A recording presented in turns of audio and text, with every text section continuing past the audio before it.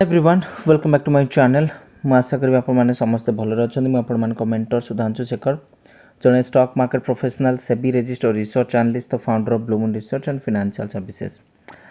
ये मंथ जुलाई मंथ रे मुझे जमारू भी अधिक गाइड कर पारनी एवं मार्केटर सिचुएशन जमती चलती आपण मैंने समस्ते बहुत भल भाव जानती। तेबे आमे चर्चा करवा मार्केट उपरे।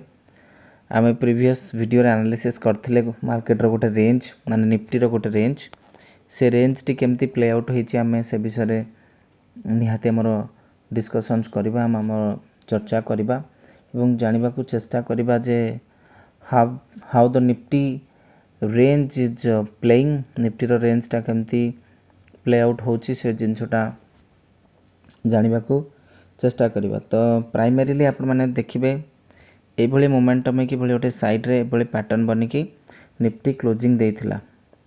ओके, वीडियो को देखंतु, निहाती निराट सत कथा कहबी जोटा आपण माने कोरिलेट करि परिबे जने ट्रेडर हिसाब रे स्टॉक मार्केट रे। ओके, तो देखंतु मार्केट काली गैप अप हला, गैप अप हबा परे मार्केट साइडवेज रहिला, पुणी आज मध्य मार्केट साइडवेज रहिछि। That's all. ए भली भाबरे स्टेप बाय स्टेप ट्रेडिंग चलछि इंडियन स्टॉक मार्केट रे। देखो मनीष घात प्रतिघात देकी जमती जाए मार्केट सेमती जीव। मार्केट रे जो मैंने नुआ था से माने कहीं बर्बाद हो जाती। सीधा हिसाब आज पशिली काली कोटिपति, आज पशिली काली बहुत टଙ୍କା कमेबी, ये सब किसी भी न था।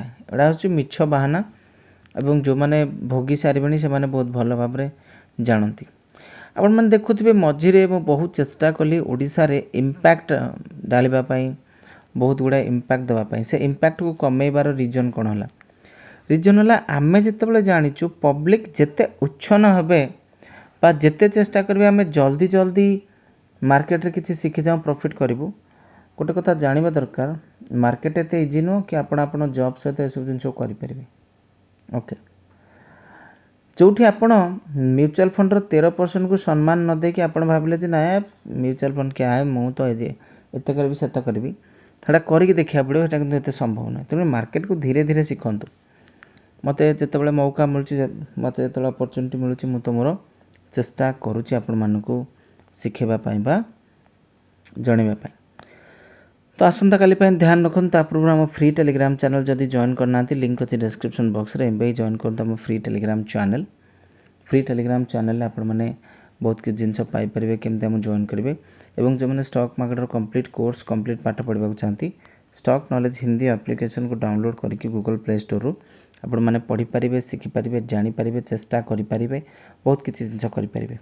बहुत कम कोर्स फीस रे एजुकेशन दि जाऊँगी। तो ये भी गोटे रेंज ही बनी, इट्स ऑल्सो अ रेंज। तो रेंज रो वैल्यू है यहाँ लोअर लेवल अपर लेवल सब मार्क कर रखिए। यदि लोअर लेवल अपर लेवल भितर किसी चेंजेस आबा या भितर माने प्राइस एक्शन तौक अच्छी सस्टेन कर चांसेस आर वेरी हाई कि गोटे डिप आसार चान्स होती। प्राइस जेतु गोटे हायर लो पैटर्न अच्छी, जदि अपर सस्टेन कला ऊपर को जापे, दैट्स ऑल।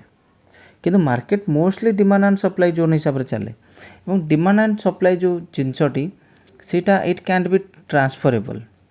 आपण मानकर टेक्निकल एनालिसिस रो नॉलेज जो स्किल लेवलटा से स्टैंडर्ड को गला परे आपण actual value of demand and सप्लाईटा कौन, the realistic value of demand and सप्लाईटा आपण मैंने बुझीपारे, मुझा कहवाक चाहूँगी।